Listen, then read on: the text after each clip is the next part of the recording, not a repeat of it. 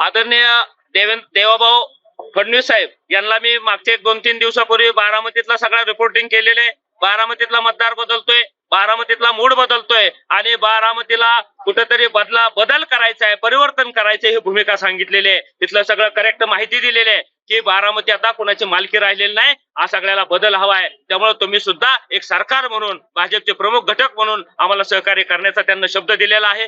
सगळी मदत चालू आहे आणि तुमचा राहिला प्रश्न सभेचा, सभा सुद्धा देण्यासाठी त्यांची काम चालू आहे. त्यामुळे मला खात्री आहे की येणाऱ्या काळात बारामतीमध्ये चांगले आमचे प्रमुख मंडळी येतील आणि ते मार्गदर्शन करतील अशी परिस्थिती आहे. विद्यार्थ्यांच्या शिष्यवृत्तीसाठी भाजपच्या युवा यांनी आज अजित पवार यांच्या निवासस्थाना समोर आंदोलन केलं. मात्र ही शिष्यवृत्ती देण्याची जबाबदारी अजित पवारांची का सरकारची?